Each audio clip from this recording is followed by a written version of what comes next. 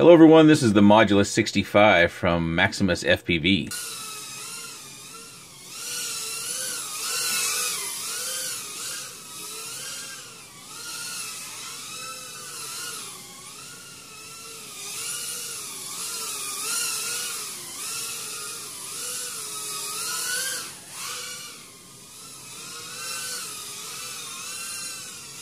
Featuring DYS 1102 10,000 kV motors, Super S flight stack, which has an F3 flight controller with an OSD, a 6-amp 4-in-1 ESC, all-in-one camera and VTX, rack-on heli 41mm props. It does appear to be 65mm, bottom plates measuring a little over 1.5mm. It weighs 32.39 grams.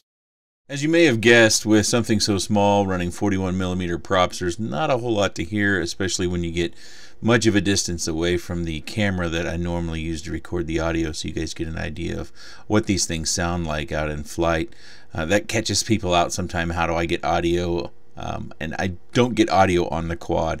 I think I've only run 1 or 2 cameras or VTXs that actually have a microphone, and generally they're pretty bad. So what I do is I have another camera or cell phone shooting a video on the table that I'm sitting in front of, and I sync it with a clap, and then in post I take out the video portion and only use the audio portion of the flight footage. So that's how I record videos. But as you can see here, it flies pretty good. It flies with authority, and there's something about having such a small vehicle. Even though when you're looking in the goggles, it might be something that would be much larger, possibly, if you didn't know what was flying. But when you put something down that's so small, at least for me, it just gives me this feeling that I can fit almost anywhere, and that I don't have to worry about bumping into things or that I'm going to not fit. I just kind of know I'm so small, the chances I'm going to hit something are pretty slim, and I just kind of go for it. We do take a stroll around the yard here in a minute just to kind of give you an idea of the flight and the speed. You know, I'm not really tilting the nose down and really going fast, just kind of cruising around the yard. Of course, you could probably fly a lot more aggressive and do some tricks and things of that nature. I don't in this particular flight, but of course, as is the case with just about any quad, if you got it in acro mode or even horizon, you can do flips and rolls and all sorts of different things. But with something that comes in at this weight, which all up is going to run us about 52 grams, I'm using a 300 milliamp 2S battery in this particular case, and it does have to be a 2S. You can't go 1S and you can't go 3S. We won't have much weight or thrust to where we can throw it over the house. One of my things that I do in most flights to give you an idea. In this particular case, it shouldn't be expected to do things like that. Sure, some of you could probably pull off some miraculous acrobatic moves, maybe an inverted yaw spin or something like that. There's no limit to what you might be able to do, but it just doesn't have a lot of weight that you're going to throw it over at 0 throttle of much of anything. And I find myself really drawn to the swing set when I go with these micros, and it's something that I really enjoy. I know I've said this a few times, but there's something about the swing set that just zooming in and out and around that I don't do with a lot of our more powerful and faster micros, you know, 2-inch and 2.5-inch when they don't have prop guards. But when I have something this small or something with prop guards, I just find myself going over the swing set and just kind of exploring it, going around. You feel almost like a fly or a hummingbird, or in some cases maybe even a tiny little spy drone where you're just flying around and no one knows you're there because you know just how small you really are. It sounds silly, but that's kind of the feeling I get when I fly things like this, and I do find it quite fun. And as we get near the end of the flight, I want to stop it before we get to the actual end screen, and then we'll show the end screen. But here we have that frame. So we're at 3 minutes and 19 seconds in our flight, and we see that right before the disarm screen comes on with all the stats that we're at 3.35 volts per cell, which is pretty good, and then it recovers right up to 3.5, 3.6. So that's about the flight time you can expect depending upon the quality of the battery that you're using. We got a few more things to cover. We're going to head back to the desk and we're going to talk about a few things when it comes to this frame and setup. I've got this 2.5-inch prop out just to give you some sort of scale. I use the phone in the thumbnail. Hopefully that would also give you some scale. But you know, sometimes we do these measurements and it's like it's 65mm. You go, oh, okay, whatever.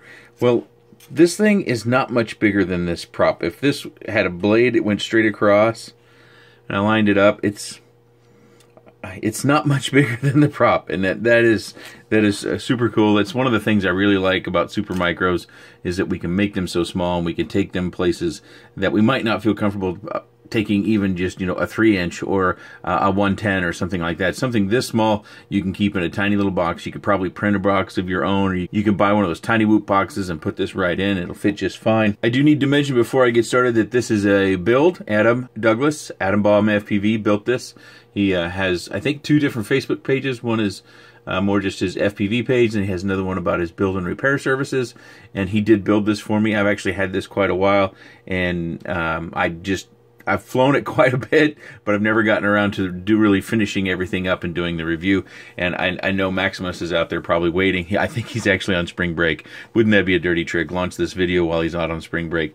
But as you may have guessed, Maximus is very active on Facebook. I think he's also active in RCGroups. If you look at the print quality, I don't know what kind of printer this guy's got, and the material that he's found and the color. And that's really what kind of sold me on this. I did pay for it. They didn't send it to me for free. But I really like the blue. I love blue. Blue's my favorite color. I happen to have blue eyes, if anybody's wondering, but that's not why blue's my favorite color. I don't know why it is. But this material, and this color's called Sapphire, he said. And it's got his M logo, and I had his sticker out earlier, and you can see we've got some motor bumpers on here, and we've got a battery guard. This actually fits nicely if you get a battery. It fits in real well. What it doesn't work great for is if you use dual lock like I do. I actually started out using the dual lock and ended up taking that out. The rubber bands just work just fine. The dual lock actually gave more fits than it was worth. In my case, when Adam built it, I asked for a JST because I have plenty of JST batteries around there. This is 2S again, so we've got that Super S fly tower in there. That's a 2S stack that we have to use. My camera has come loose. Look, I've crashed it so much my camera come loose. I just keep stuffing it down in there and go for another flight. I do use 1102 motors and 2S, and I do think that is the absolute best combination for performance and control. I know that increases your weight, and if you're flying it inside, it's going to increase the amount of control you're going to need to have, how fine you're going to be on the sticks. If you're flying inside your home in a tight course, you're looping around something. But I find I've only found one machine on 1S that really flew pretty well, and it still doesn't fly as well as 1102 on 2S. It just doesn't. The Bold Clash B006 with the upgraded flight controller and motors, that flew really well with those new parts, which you still can't get in the B06.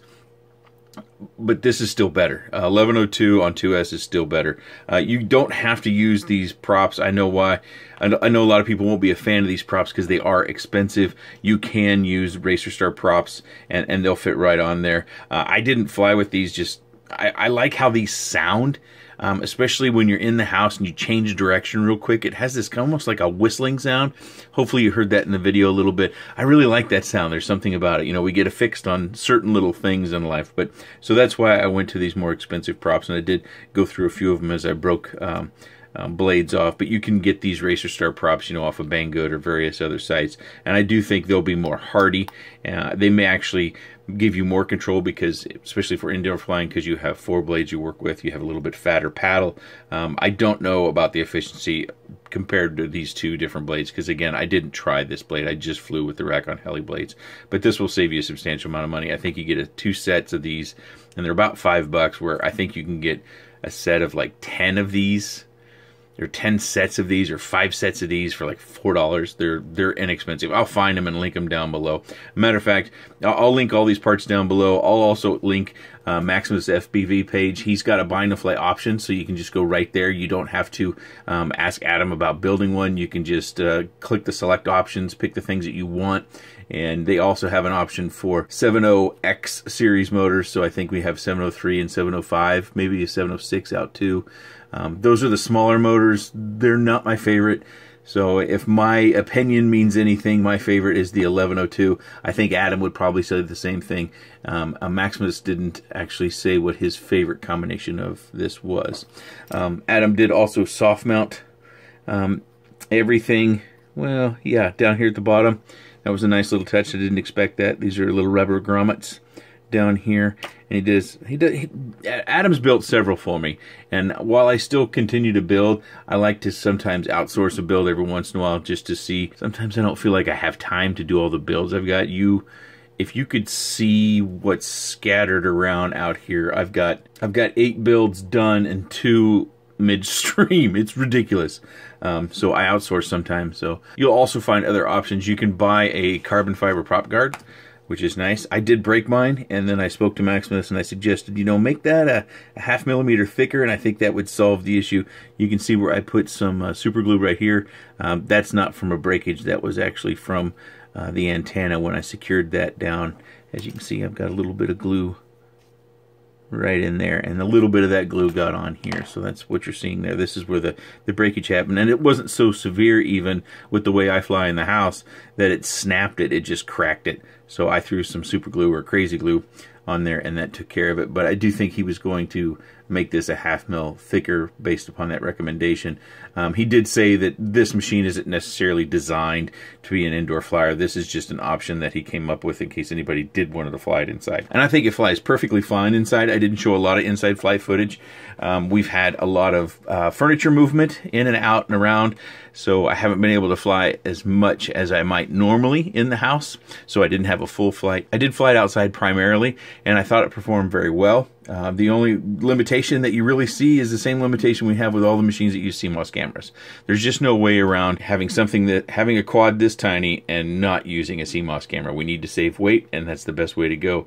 They have not found a way to get a CCD or high quality CMOS camera down to this size, which is about 4 grams or less, and the ability to have our VTX in that same amount of weight. But I like these little things. I don't know, there's something about them that even when you put the goggles on and you're flying this or something like this around, am I crazy, or do you just feel smaller and you feel like you can go places and you feel like people won't notice you? You almost feel like a flying spy or something like that. It's just a weird feeling when you have something really small and you're flying it around. This was something that I took on a trip with me and flew it around a little bit, and everybody was amazed that something so small could fly so well. Of course, those people aren't into FPV or anything like that, but they were really thrilled, and my brother-in-law said, "Hey, let me try it." And I'm like, "No way, Jose."